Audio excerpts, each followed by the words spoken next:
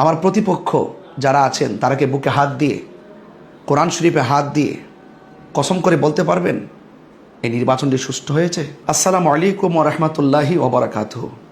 সুপ্রিয় দেশবাসী, ত্রয়োদশ জাতীয় সংসদ নির্বাচন, হবিগঞ্জ ৪, চুনারগড়, মাধবপুর।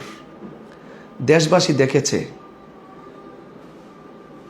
জাল ভোট, ভোট কারচুপি, জবরদখল, কেন্দ্র দখল, মোমবাতির প্রতীকের এজেন্টকে কেন্দ্রে ঢুকতে না দেওয়া, এজেন্টকে অনেক কেন্দ্র থেকে বের করে দেওয়া এবং পাশাপাশি মোমবাতির অনেক এজেন্টকে মারধর করে রক্তাক্ত করা। এটাই কি নির্বাচন? নির্বাচন কমিশন লেভেল প্লেইং ফিল্ড ঠিক রাখার ক্ষেত্রে যেই রকম প্রত্যাশা, স্বপ্ন আমাদেরকে দেখিয়েছিলেন, অন্তত চুনারগড়, মাধবপুর সেই স্বপ্ন পূরণের শতভাগ ব্যর্থ হয়েছে। সেখানে ছিল আধিপত্য, দখলদারিত্ব আর পেশি শক্তি।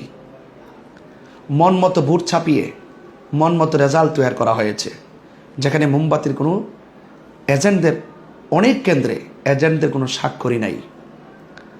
এত কিছুর পরও আপনারা কি বলবেন যে চুনারগড়, মাধবপুরে সুষ্ঠু নির্বাচন হয়েছে? আমার প্রতিপক্ষ যারা আছেন তারাকে বুকে হাত দিয়ে, কোরআন শরীফে হাত দিয়ে কসম করে বলতে পারবেন এই নির্বাচনটি সুষ্ঠু হয়েছে? তারা কি কেন্দ্র দখল করে নাই এবং আমাদের এজেন্টদেরকে কি বের করে দেয় নাই?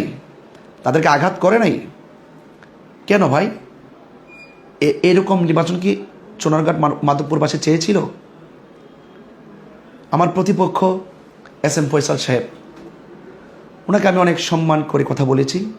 পুরা নির্বাচনটা আমি একটা কথা ওনার বিরুদ্ধে বলি নাই, কিন্তু ওনাকে অনেক সম্মান করেছি। কিন্তু দেখেছেন তো নির্বাচন শেষে তিনি আমাকে অকথ্য ভাষায় কি নোংরা কথা বলেছে। সানশাইন আটা ময়দা সুজি, ভালোবাসায় তৈরি। ওনার এই চেহারার অন্তরালে এমন একটি মানসিকতা লুকিয়ে আছে, সেটা আমি কখনো জানতাম না। তো সুতরাং আমি ব্যক্তি অ্যাটাক করতে চাই না। আমি চেয়েছি আমি যেমন স্বচ্ছ, আমার প্রতিপক্ষ তেমন স্বচ্ছ। পুরো নির্বাচনে আমি অত্যন্ত লেভেল প্লেইং ফিল্ড ঠিক রেখে আমি আমার শুভাকাঙ্ক্ষী, আমার সমর্থনকারীদেরকে অনেকভাবে অনেক যে দীক্ষা শিক্ষা দিয়েছি, সেটা তারা অক্ষর অক্ষর পালন করেছেন। মোমবাতির সমর্থকবৃন্দ একটা কেন্দ্র দখল করে নাই, একটা ভোট জাল দেয় নাই, একটা ভোট জোর প্রয়োগ করে নেয় নাই। কিন্তু আমার প্রতিপক্ষ তারা কেন্দ্র দখল করেছে, এজেন্টদেরকে মারধর করেছে, এজেন্টদেরকে কেন্দ্র থেকে বের করে দিয়েছে এবং মন মতো, চাহিদা মতো তারা ভোট ছাপিয়েছে। এমনকি রেজাল্ট শিটে আমার মোমবাতির যে এজেন্ট আছে তাদের স্বাক্ষরও নাই। একটা নির্বাচনের মূল কাজও তো এগুলো। এজেন্ট থাকবে, নির্বিঘ্নে ভোট দিবে, এজেন্ট থেকে বের করে দিয়ে মন মতো প্রতিপক্ষের ভোট ছাপিয়ে ফেলবে। এটা কি নির্বাচন? সারা দেশবাসী, চুনারগড় এবং মাধবপুরবাসী সবার প্রত্যাশা, একটাই প্রত্যাশা, স্বতঃস্ফূর্ত অংশগ্রহণের মাধ্যমে নির্বাচনটি অনুষ্ঠিত হবে শতভাগ। সেই